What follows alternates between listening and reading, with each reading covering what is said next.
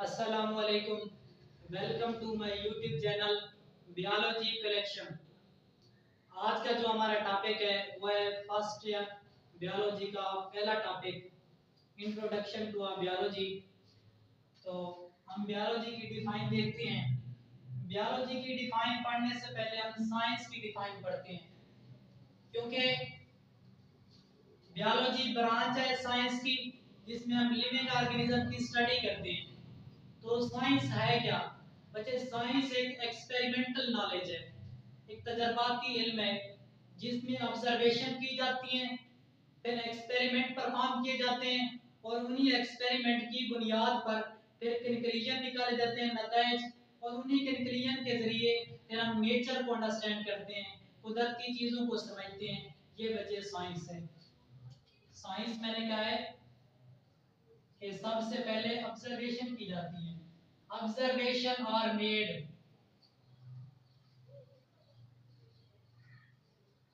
फिर experiment perform होते हैं, तजर्बात किए जाते हैं, फिर उन्हीं एक्सपेरिमेंट से कंक्लूजन निकलता है। कंक्लूजन के जरिए हम किसको अंडरस्टैंड करते हैं? नेचर को, कुदरत को। तो इसे बच्चे हम साइंस कहते हैं। नेचर किसे कहते हैं बच्चे? हर वो चीज जिसमें इंसान की मदाखलत ना हो उसे हम नेचर कहते हैं। Anything which is not caused by human being, that is called nature. यानी कि जिस तरह हम किसी का कहते हैं कि ये इसका नेचुरल कलर है, ठीक है ना, यानी कि ब्लैक हो फॉर एग्जांपल, ठीक है ना, उसके बाद वो ब्यूटी पार्लर में जाए, ठीक है ना, 10-15 हज़ार भर के फिर वो सफेद हो जाता है, ठीक है ना, अब वो उसका नेचुरल कलर नहीं होगा, वो आर्टिफिशियल होगा, ठीक है ना। तो हर वो चीज जिसमें इंसान की मदाखलत आ जाए उसे हम नेचर नहीं कहते, उसे हम आर्टिफिशियल कहते हैं। इसके बाद बियोलॉजी की तारीफ पढ़ते हैं बच्चे। बियोलॉजी के अंदर दो लफ्ज हैं, बायो और लॉजी।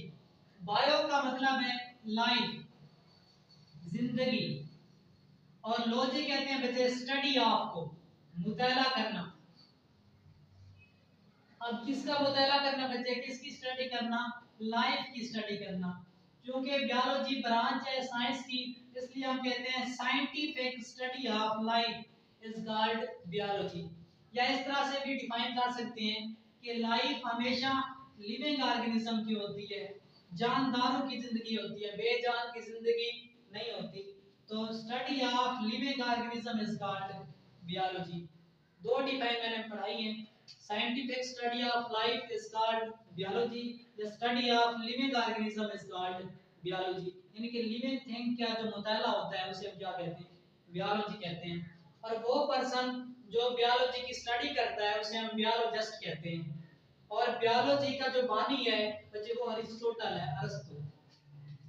अच्छा, ये जो बियोलॉजिस्ट होता है क्या ये सिर्फ लिविंग थिंग की स्टडी करता है? नहीं, ये लिविंग थिंग की भी स्टडी करता है और नॉन लिविंग थिंग की भी स्टडी करता है। Biologist study not only living thing but also study non-living things that affect them। मैंने कहा है कि जो बियोलॉजिस्ट होता है वो सिर्फ लिविंग थिंग्स की स्टडी नहीं करता बल्कि नॉन लिविंग थिंग की भी स्टडी करता है। उन नॉन लिविंग थिंग की स्टडी करता है जो लिविंग थिंग पर असरअंदाज होती हैं, अफेक्ट करती हैं। उनकी मिसाल के तौर पर जिस तरह वाटर है, एयर है, टेम्परेचर है, ये हमारे लिए जरूरी है, अहम है, ठीक है ना। अब इन्हीं की स्टडी हम किस में करेंगे? बियोलॉजी की। यानी कि वो तमाम नॉन लिविंग फैक्टर जिनके बगैर जिंदगी मुमकिन नहीं है उनकी स्टडी भी बियोलॉजी में होती है। अब क्या नॉन लिविंग, जिस तरह मिसाल के तौर पर क्या एसी और रेफ्रिजरेटर, ये भी तो नॉन लिविंग है, इनकी स्टडी होगी बियोलॉजी? नहीं होगी। यानी कि वो चीजें जिनके बगैर जिंदगी मुमकिन ना हो, क्या एसी और रेफ्रिजरेटर खत्म हो जाए तो इंसान मरना शुरू हो जाएंगे? बिल्कुल नहीं। तो इसलिए इनकी स्टडी नहीं होती, उन्हीं की स्टडी होती है जो जिंदगी पर असर डालते हैं। इसके बाद बच्चे दो सवाल आते हैं। एक है बच्चे what is the meaning of life, कि जिंदगी का मैनी क्या है, और दूसरा बचे why should be there a life, कि जिंदगी बनाने का मकसद क्या है, जिंदगी क्यों वजूद में आई, इसकी क्या रीजन है। It is difficult to define a life, जिंदगी की तारीफ बचे बायोलॉजी नहीं करती, बल्कि जो बायोलॉजिस्ट हजरात होते हैं दे लेफ्ट अस सब question for theologians and scholars and philosopher. इस तरह के जो सवाल हल आए वो बायोलॉजिस्ट थियोलॉजियन यानी कि मजहबी आलिम के लिए या फिलोसोफर के लिए छोड़ देते हैं, ठीक है ना।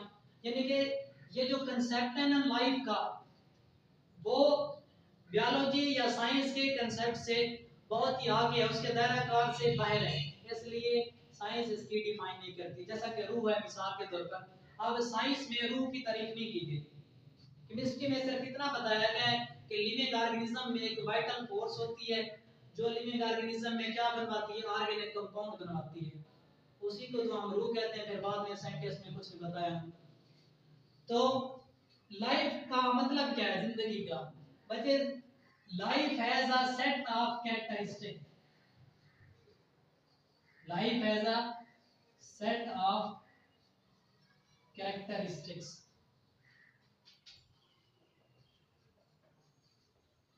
जिंदगी जो है ना बहुत सारी खसूसियात का मजमूआ होती है, उसके अंदर बहुत सारी खसूसियात पाई जाती हैं। इसके बाद why should be there a life, जिंदगी बनाने का मकसद क्या है। जैसे जिंदगी बनाने का मकसद ये है ताकि we can distinguish living things from non living things, कि हम जिंदा जानदारों को बेजान से अलग कर सकें।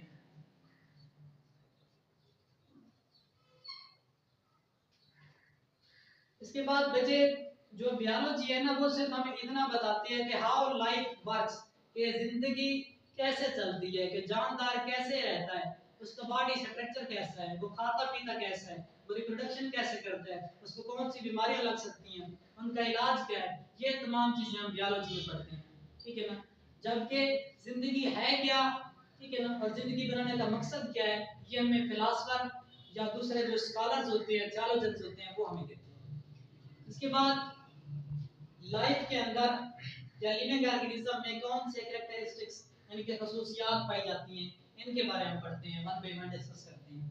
तो सबसे पहले living organism are highly organised, जानदार बच्चे हाईली ऑर्गेनाइज्ड होते हैं, इनमें तंजीम के दर्जात पाए जाते हैं, इनको बड़ी तरतीब से बनाया गया है, इनकी साख में बड़ी तरतीब है। मिसाल के तौर पर अगर जानदारों का यानी कि इंसानों का जो कान है ये इधर की बजाय ऊपर लगा दिया जाता तो उसका स्ट्रक्चर पूरा ढांचे बिगड़ जाता, ठीक है ना। इसलिए मैंने कहा है कि जानदारों को बड़ी तरतीब से बनाया गया है कि living organism are highly organised. इसके बाद they are composed of one or more cell, ये एक या बहुत सारे सेल के बने होते हैं, ये आपने बताना है। एक सेल से जो जानदार बनते हैं उन्हें हम यूनिसेलुलर ऑर्गेनिज्म कहते हैं, मिसाल के तौर पर अमेबा, पेरिमीशियम, और ज्यादा सेल से जो बनते हैं उन्हें हम मल्टी सेलुलर ऑर्गेनिज्म कहते हैं, जिस तरह प्लांट्स और एनिमल्स हैं। इसके बाद they are complex in structure, इनमें पेचीदा साख्त पाई जाती है। सबसे जो सिंपलेस्ट ऑर्गेनिज्म है ना इस दुनिया में वो बैक्टीरिया है। अब बैक्टीरिया भी कई लाखों करोड़ों एटम से मिलकर बना है, ठीक है ना। तो ये सिंपल कैसे हो सकता है, इसलिए मैंने कहा है कि तमाम जो लिविंग ऑर्गेनिज्म है वो कॉम्प्लेक्स इन स्ट्रक्चर हैं, पेचीदा साख्त रखते हैं। जिस तरह इंसान की बॉडी है, ठीक है ना, वो 200 डिफरेंट टाइप्स ऑफ सेल से बनी हुई है, 50 से 60 ट्रिलियन सेल्स बनाते हैं, तो इसलिए ये पेचीदा हैं स्ट्रक्चर के लिहाज से। इसके बाद लिविंग ऑर्गेनिज्म ये जेनेटिक प्रोग्राम रखते हैं अपने अंदर, they contain genetic program of their characteristics, इनके अंदर जीन पाए जाते हैं, वही जीन इनकी खसूसियात का तयन करते हैं, ठीक है। मिसाल के तौर पर हम कहते हैं कि हमारी दो आंखें क्यों हैं, क्योंकि इन दो आंखों के लिए हमारे अंदर जीन पाए जाते हैं, इसलिए दो आंखें हमारे कान दो क्यों हैं? क्योंकि इन दो कानों के लिए हमारे जिस्म में सिर्फ जीन पाए जाते हैं, ठीक है। तो जीन का पेयर होता है जो इन खसूसियात को कंट्रोल करता है। इसलिए मैंने कहा कि living organism contain genetic program of their characteristics. इसके बाद लिविंग ऑर्गेनिज्म ये एनर्जी हासिल भी करते हैं, दे can acquire and use energy. ये एनर्जी हासिल भी करते हैं और उस एनर्जी को इस्तेमाल भी करते हैं। कैसा? मिसाल के तौर पर कैसे करते हैं? जिस तरह कोई भी जानदार है वो खुराक खाता है, ग्लूकोज उसने खुराक में खाया। इंसान की बात कर लेते हैं, कार्बोहाइड्रेट वाली खुराक खाइए तो कार्बोहाइड्रेट में कार्बन और हाइड्रोजन बॉन्ड होता है। रिस्पिरेशन के दौरान जब ये कार्बन और हाइड्रोजन के दरमियान बॉन्ड टूटता है तो एनर्जी खारिज होती है। अब इन्होंने एनर्जी हासिल की है, फिर इसी एनर्जी को एटीपी की शक्ल में इस्तेमाल करेगा डिफरेंट एक्टिविटीज के लिए। इसलिए मैंने कहा है they can acquire and use energy. इसके बाद नेक्स्ट बचे they respond to change their environment. They respond to change their environment. ये अपने माहौल में होने वाली हर तब्दीली का जवाब देते हैं, ठीक है ना। यानी कि जिस तरह गर्मी में टेम्परेचर बहुत ज़्यादा होता है तो हमारी जो बॉडी है वो हमारे बॉडी का टेम्परेचर नॉर्मल रखती है, ठीक है ना। इसका मतलब है इंसान या दूसरे जानदार माहौल में होने वाली हर तब्दीली का रिस्पॉन्स देते हैं, ठीक है। इस अमल को हम कहते हैं, इस प्रोसेस को बिहेवियर। इसके बाद दे maintain their internal environment. They maintain their internal environment, यानी कि ये अपने अंदरूनी माहौल को तब्दील नहीं होने देते बल्कि उसे बरकरार रखते हैं। यानी कि बैरूनी माहौल में जितनी भी तब्दीलियां आती रहे फिर भी इनका अंदरूनी माहौल उसी इत्तेदाल और तवाज़ुन से कायम रहता है। यानी कि जो होमियोस्टेसिस का प्रोसेस करते हैं, होमियोस्टेसिस। मिसाल के तौर पर जिस तरह गर्मियां होती हैं, बाहर का जो टेम्परेचर होता है बैरूनी माहौल का वो 50 के करीब होता है, जबकि हमारा जो अंदरूनी टेम्परेचर है वो 37 होता है। इसका मतलब है लिविंग ऑर्गेनिज्म ने बैरूनी माहौल में होने वाली तब्दीली की वजह से अपने आप को चेंज नहीं किया। इसके बाद नेक्स्ट बचे लिविंग ऑर्गेनिज्म ये अपने जैसे आगे नए जानदार पैदा करते हैं। They produce offspring to themselves, यानी कि ये रिप्रोडक्शन करते हैं, सेक्सुअल रिप्रोडक्शन, और अपने जैसे नए जानदार बनाते हैं। बच्चे अगली खसूसियत ये है they can grow in their size. ये अपने साइज में इजाफा करते हैं, यानी कि नशोनुमा करते हैं, इनकी ग्रोथ होती है।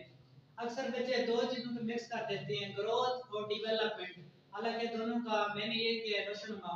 बच्चे डेवलपमेंट वो होती है जो फीमेल मैमल के पेट में जो नशोनुमा होती है उसे हम डेवलपमेंट कहते हैं, और डिलीवरी के बाद दुनिया में जो नशोनुमा होती है उसे हम ग्रोथ कहते हैं। तो ये ग्रोथ करते हैं, अपने साइज में इजाफा करते हैं। इसके बाद नेक्स्ट है बच्चे they carry out and control many chemical reaction. They carry out and control many chemical reaction. यानी कि इनके अंदर बहुत सारे केमिकल रिएक्शन भी होते हैं और उन केमिकल रिएक्शन को कंट्रोल भी किया जाता है, ठीक है ना। मिसाल के तौर पर जिस तरह पौधों में फोटोसिंथेसिस होती है, ठीक है ना, और इसी तरह से जानवरों के अंदर या इंसान की बात कर लेते हैं, ग्लूकोज का टूटना है, ठीक है ना। तो ग्लूकोज का टूटना जरूरत के मुताबिक होता है, ठीक है ना, इसको कंट्रोल किया जाता है वगैरह। इसके बाद बचे ये 10 खसूसियात 10 कैरेक्टरिस्टिक्स जिन ऑब्जेक्ट्स के अंदर पाए जाते हों बयाक वक्त उनको हम लिविंग थिंग्स कहते हैं। Such objects show these characteristics simultaneously. Those objects are called living things. आज का लेक्चर बच्चे इतना ही, और मिलते हैं इंशाल्लाह नेक्स्ट लेक्चर में। अगर कोई सवाल हो तो कमेंट सेक्शन में